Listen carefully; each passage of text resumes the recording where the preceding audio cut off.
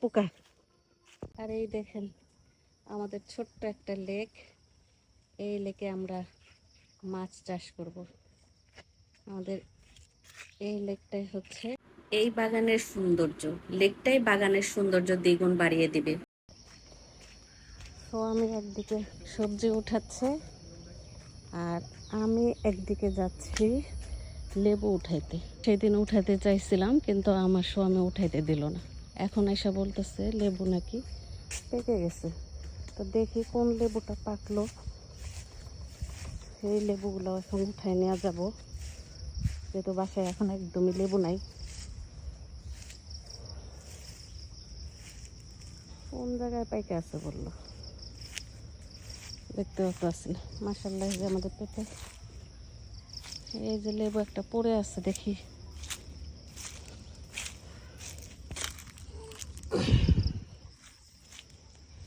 লেবু পড়ে আছে। আর কোথায় লেবু?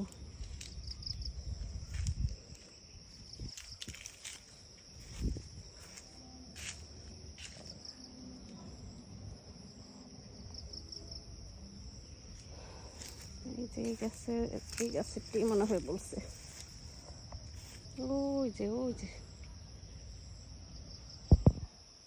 ওই যে লেবু পাইকে আছে, ওই যে নিয়ে আসি।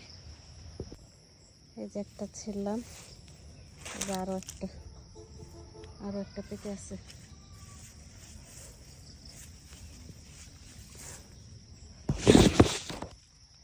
বিসমিল্লাহ।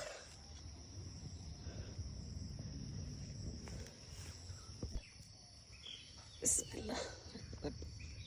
ওরে আল্লাহ, এর মধ্যে আর কি পোকা!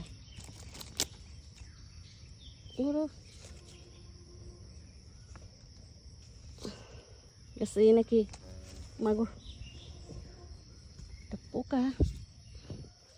বিসমিল্লাহ।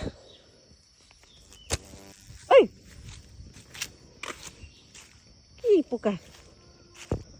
ওইদিকে এই যে ঘরের সামনে আমার স্বামী সবজি হারভেস্ট করলো আজকে সকালে। এই যে সবজি, কাঁচামরিচ, বোম্বাই মরিচ, এটা কাঁচামরিচ না, কাঁচামরিচও হয়তো আছে, হ্যাঁ কাঁচামরিচও আছে। এই যে আজকে আমাদের রান্না এগুলি দিয়ে হবে। তো এগুলো এখন নিয়ে যাই এখন রান্নার ব্যবস্থা করি। আর কি দিয়ে রান্না করবো? ঢেঁড়সের তরকারি রান্না করতে গেলে যদি ওইভাবে একটু ভেজে নেওয়া যায় তাহলে কিন্তু তরকারিটা খেতে টেস্ট পাওয়া যায় বেশি।